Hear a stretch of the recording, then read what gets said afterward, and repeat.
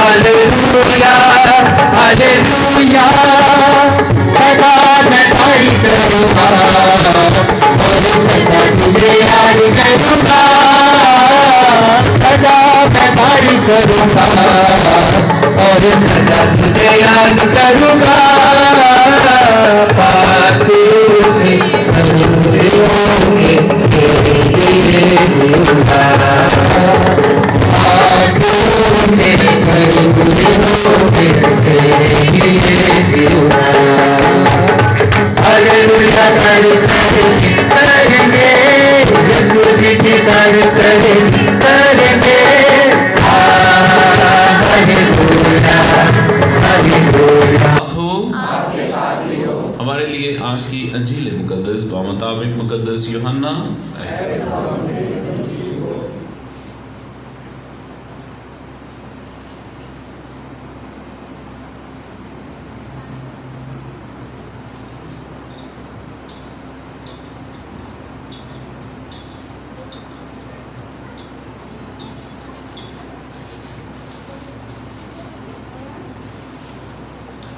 उसके 20वें बाब की 19वीं से 23वीं आयत तक सुनेंगे।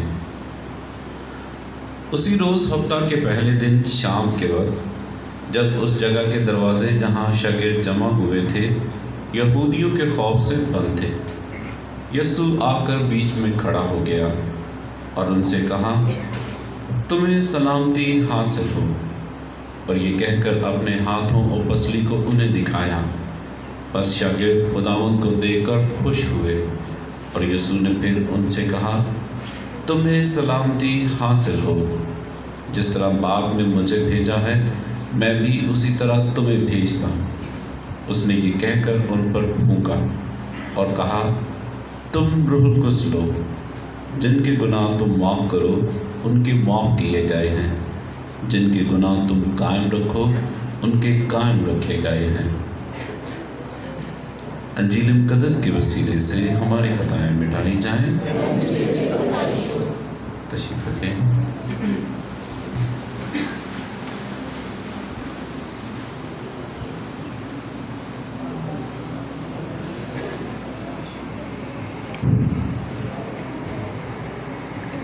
नसीब खुदा मेरे अजीज़ फिर भाइयों,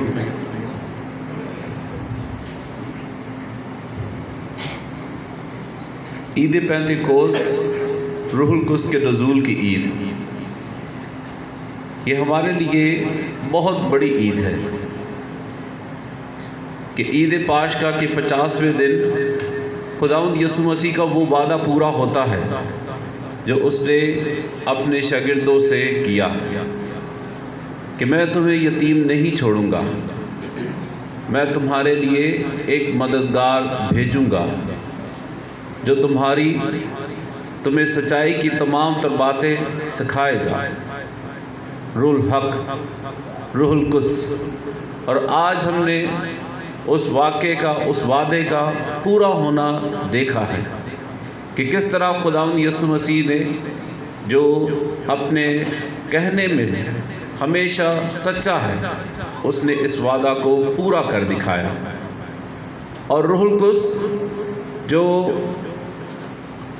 खुदावंद यीशु मसीह के बाद उसका काम ज़रूर शुरू होता है, लेकिन रूहुल कुद्स पाक तस्लीस का तीसरा अहम शख्स जो दुनिया की तकवीन से ही था।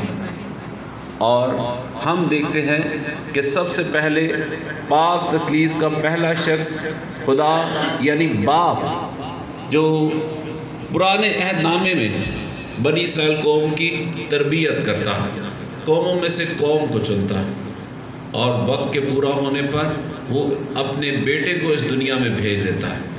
फिर बेटे का काम, उसकी खिदमत शुरू हो जाता है, उसका मिशन शुरू। जैसे ही बेटे का मिशन तकमील को पहुंचता है तो फिर रूहुल कुद्स का दौर शुरू हो जाता है। और अब हम रूहुल कुद्स के दौर से गुज़रते हैं। अब हमें हर दौर पर जो हम रूहुल कुद्स से हमेशा दुआ करते हैं, आज पाक माँ कलीसिया हमें पाक तस्लीस के इस तीसरे शख्स के उस काम पर गौर व फिक्र करने के लिए हमें ख़ास मौका देती है। کہ جس طرح خداوند یسوع مسیح نے اپنے اس وعدہ کو پورا کیا تو اس وعدہ کے مطابق روح القدس نے شاگردوں کو تحریک بخشی، شاگردوں کو اس نے دلیری دی، اور شاگرد جو ایک کمرے میں بند دعا میں مشغول تھے، جیسے ہی وہ آسمانی قوت سے ملبس ہوتے ہیں تو اس کمرے سے باہر نکل کر جا کر ہیکل میں وہ خداوند یسوع مسیح کے جی اٹھنے کی گواہی دیتے ہیں۔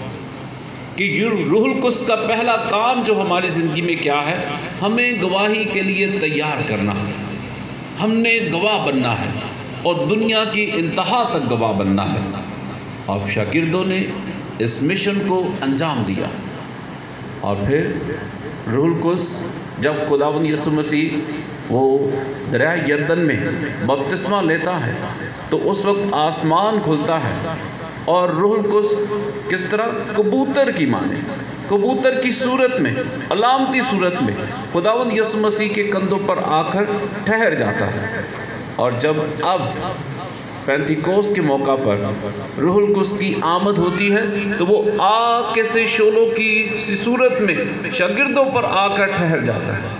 یہ ہم سب کے لیے آج اس تمام تر سچائی کو جاننا بہت ضروری ہے کہ ہم دیکھتے ہیں کہ خدا پرانے عہد نامے میں وہ بنی اسرائیل قوم کے ساتھ کس طرح تھا، بادل کے سائے کی طرف، اور پھر آگ کے ستون کی صورت وہ ان کے ساتھ تھا، اور پھر نئے عہد نامے میں انسانی صورت میں خدا اپنے بیٹے کو اس دنیا میں بھیجا۔ اب جب روح القدس شروع ہوتا ہے تو روح القدس وہ اس کا اظہار اس دنیا میں کس طور پر ہے، پہلے وہ کبوتر کی مانند آتے ہیں، پھر اب وہ جو ہے آگ کے سے شعلوں کی صورت میں آ کر شاگردوں پر ٹھہر جاتا ہے۔